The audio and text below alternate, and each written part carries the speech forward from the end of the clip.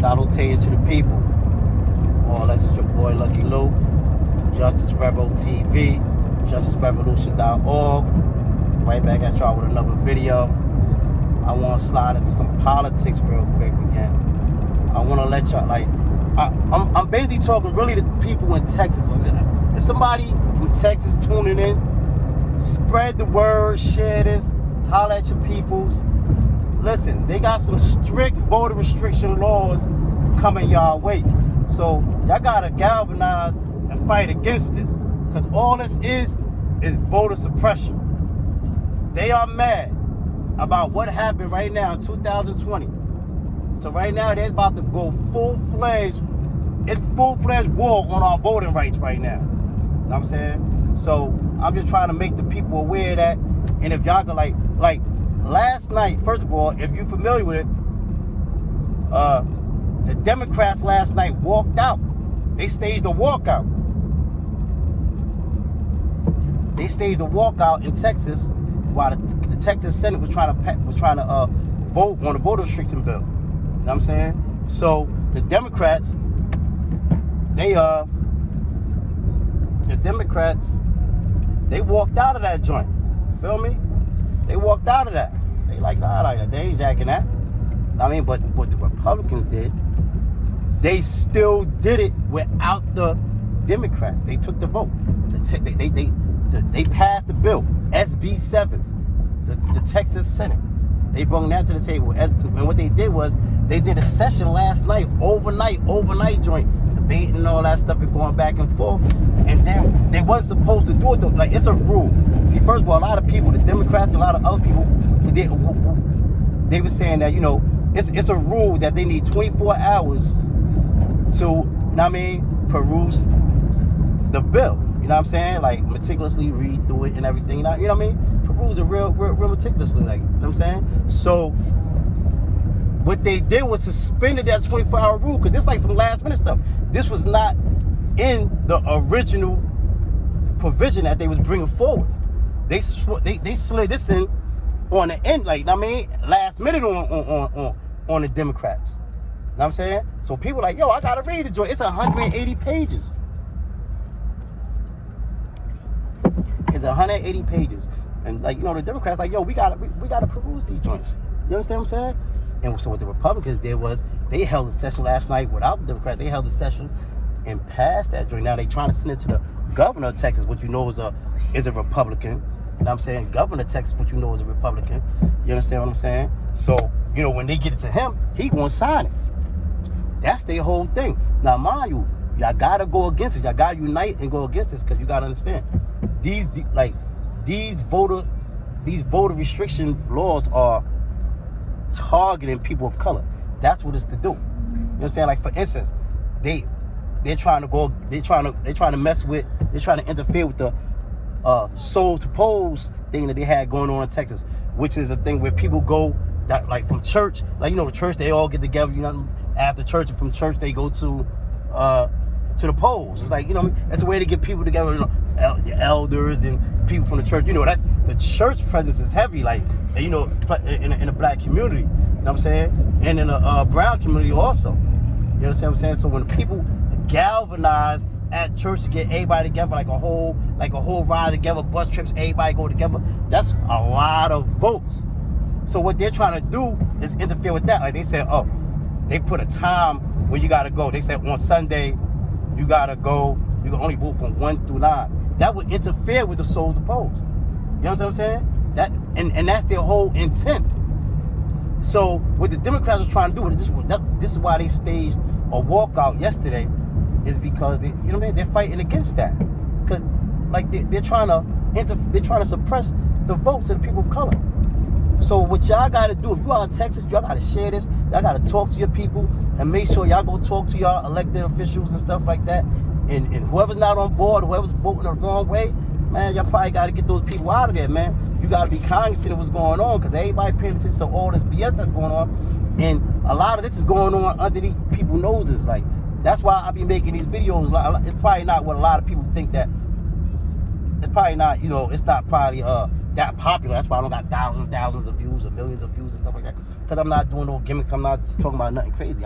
But whatever. I'm bringing people the word, whether it's politics, whether it's police brutality, whatever it is. You understand what I'm saying? And whoever, if I can reach one person and make one person aware of something, then, you know what I mean? I feel good for that. But like I said, that's Senate Bill 7. They just passed that in Texas on a sneak, on a low last night. Like I'm trying to tell you, like, this is how crazy these people is. They did this on, like, after the Democrats they didn't walk out, they still, it's a rule. Like I said, I don't want to keep beating the dead, keep going back with it. But they even suspended the 24-hour rule where that's a rule where they have to be able to. How you gonna pass a bill that people couldn't even read? How you gonna pass 180 pages? How you expect somebody to read that on a front film on a spinoff? You know what I'm saying? So, like, just be on point for that, man. Like I said, man, like, talk to your elected officials out in Texas and the people you need to galvanize and come together and make y'all voices heard and let y'all elected officials know that y'all will not tolerate this, because it's voter suppression. They are mad because they lost the election. You know what I'm saying? So now they coming out with all these different ways to fuck with people of color vote, because they know our vote be popping. We be lit when we all galvanize and come together and unite and go, yeah. You know what I'm saying? And for all you guys that's part of, like, I mean, if you part of any type of organizations or what they call gangs or whatever, I don't care what it is, what side of the aisle you fall on. If you official big bro, you official big homie, I mean, get your little homies, get the little, this is what count. This is really banging. Like, if you got some homies who's eligible to vote, I mean, galvanize them bros, get the whole hood up in there and go get those people to vote certain people in and certain people out of office. Because listen, man, while people not paying attention to what's going on, everybody running around smoking bud, having fun, partying club, these people passing laws, man. And then we get affected by these laws. You know what I'm saying? So, like, listen, man, like, for real, with that vote, they setting that up for the 2024, man. Y'all gotta really get on it, man. Get on it out there in Texas, man. You understand what I'm saying? Now, pardon me, I want to get away from that. I want to step into, I want to talk about the tennis, the young queen Naomi Osaka, the tennis player, superstar. Now, you know, she just pulled out of the French Open, right?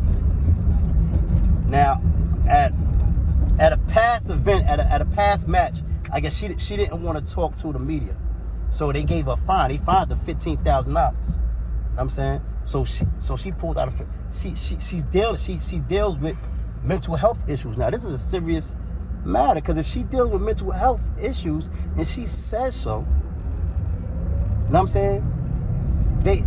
They should find some type of common ground, because you shouldn't be trying to find this girl, because this young queen, just because she doesn't want to talk to the media after a match or whenever it was. You understand what I'm saying? Like, she says she has anxiety. She suffers from anxiety. You know what I'm saying? That could be a lot. That's not her fault. That's not her fault. So like the tennis association, the World Tennis Association, should not penalize her for that. And the ironic thing about that, the killer is, after they announced the fine on her and went to speak about it, the dude who's the head of the dude who's in charge of that from the World Tennis Association, guess what he did at the end when the media wanted to talk to him? Said, "I'm not answering no questions."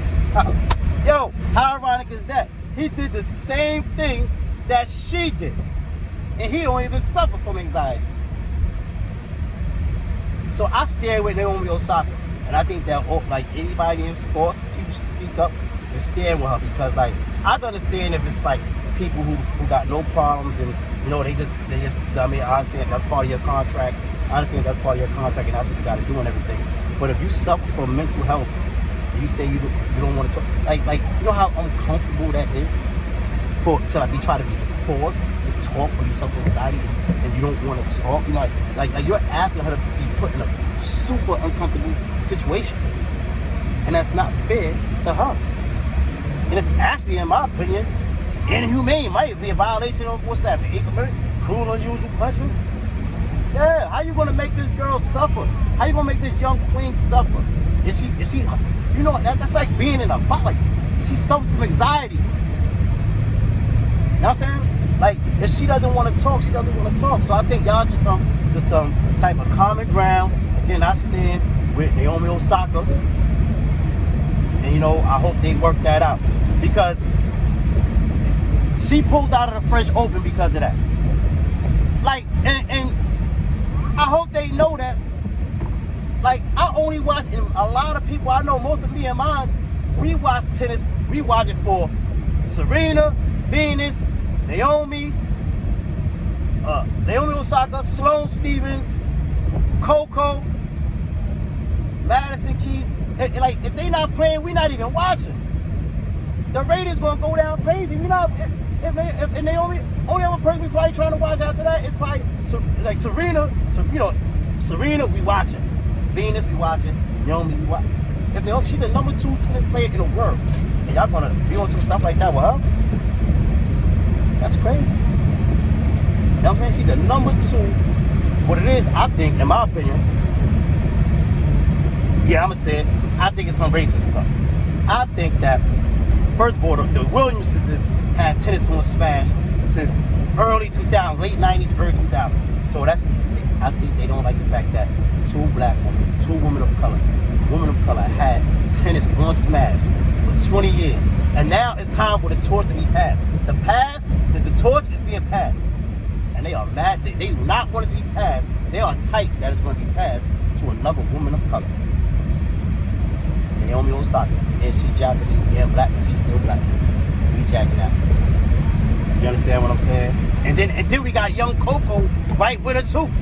So they like, hold up, these blacks ain't gonna control this shit for no 40, 50 years. They tight. So I think that plays a part. That's just my opinion. You know what I'm saying? So, you know, like I said again, I stay with Naomi Osaka. You know what I mean? Let me see what else I want to talk about. Oh yeah, it's a lot of, I want to touch on this real quick before I go. It's been 241 mass shootings this year. 241. 274 deaths. Now, all these mass shootings and violence and all this stuff going on, I just hope you brothers and sisters know that with all this going on, like when these mass shootings come on, when these mass shootings happen, they always want to talk about get tough with the gun laws and stuff. But when they get tough with the gun laws, the only people affected by that mostly is us people of color. You know what I'm saying? And a majority of the mass shootings are not even being done by like people with illegal guns. They're the people with the legal guns who are doing the majority of the mass shootings. But every time when these mass shootings happen, the punishment, the punitive part comes to the hood, because they get tough on us with the gun laws. But it's them who got the legal guns a lot of times doing the mass shootings. Whether it's Robbie took his grandmother's gun or his dad's gun and went and shot up the damn school. You understand what I'm saying? Like, a lot of times those be legal guns. So y'all stereotyping us all the time with the gun. Y'all ain't stereotyping Johnny Boy. That's why Johnny Boy got to go slide right to wherever he went to and shoot 30 people. But y'all stereotyping us. But I'm letting the people know, listen, all this stuff going on, that's what they're going to come for. More stricter laws, mandatory sentences. They're going to try to bring all that stuff back. You know what I'm saying? But I don't think that's fair with when every time they bring that up, when they talk about the mass shootings. You know what I'm saying? Because, like I said, they just go right in on us, punish us, put the penalties on us in the hood, in the poor communities of color. Meanwhile, these guys are riding around with illegal guns, and whenever you feel like it, they get mad, they get turned up, they go kill 20 people at work or whatever, and then everybody says, oh, he had a mental health disorder. Oh, they blame it on that and everything. They get him an excuse. They get him an excuse before he even give himself an excuse. Oh, he suffered from this. I mean, so like, just pay attention, man. Like all this violence, and I understand to an extent. Like I understand.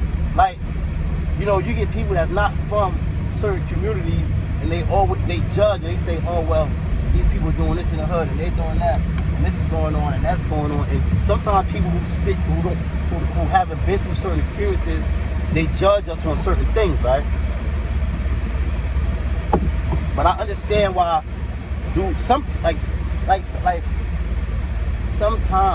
people are put in positions where things happen.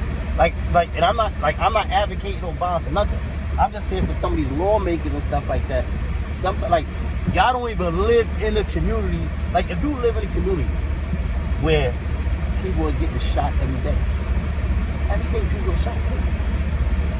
But yet they're telling you not to carry a firearm. Because you could be 40 years old, caught a felony 20 years ago, over 20 years ago. But they're telling you that you can't protect. They don't want you to be able to protect your family. Or you might live somewhere where people get shot every day, but you're saying don't carry the firearm. So it's like what's that they call it? Catch-22, like, you understand what I'm saying? Because then you get people who come outside and say, listen, I'd rather be judged by 12 than laid by 6. That's just real, because it's like, sometimes that's the alternative. But if you ain't lived there or don't know people who live there, if you ain't lived there, you don't even understand. You don't know what it's like for somebody to say, listen, man, I'm hypothetically, but this thing that really happened. Somebody might say, listen, man, when I see you, it's on us, like, I'm booming you. This type of thing that happened in the hood. It could be something as simple as you met a girl and you liked her, you hollered at her. And you hollering at her, and you talking to her, and y'all probably messing around, and she might got a dude or another dude who likes her. And he might think that's his girl, or that might be her man. Now he might find out that you talking to her. That's her fault that she cheated on her nigga. Or her dude, pardon the N-word. Cheating on her man. But now the dude might call you and say, oh, you mess with my girl? I'm gonna kill you when I see you. Now what are you to do? And what if you hear this from this dude, and you know this dude is really a hitter, like? I'm just saying it's like hypothetical situations why sometimes like dudes have to be in certain, you know what I'm saying? People who don't live there, they just sit back, live in the suburbs, watch the news and hear what's going on and think dudes is crazy. A lot of times things be justified in the hood, but it's just that we be having illegal firearms and stuff like that, so we can't really sit there and stay there because with the way that the laws are set up, like we don't feel safe. So you could be all the way right and boom something and still got to be out, because the way the system is set up, you know you probably not gonna get a fair shake. But it could have been a whole self-defense thing. I mean, that's a whole. This video been going mad long. I don't want OD. I want to continue this conversation though. You understand what I'm saying? So tune in. Don't forget to like and subscribe. And leave some comments too. I don't mind debate. If you don't agree with what I'm talking about, say what you want to say, whatever. Leave comments below and stuff. I want to talk. We can build back and forth. Now you might put me on this thing. I mean, so hit the like and subscribe. Tune in. I mean, everybody stay safe out there. Salutations.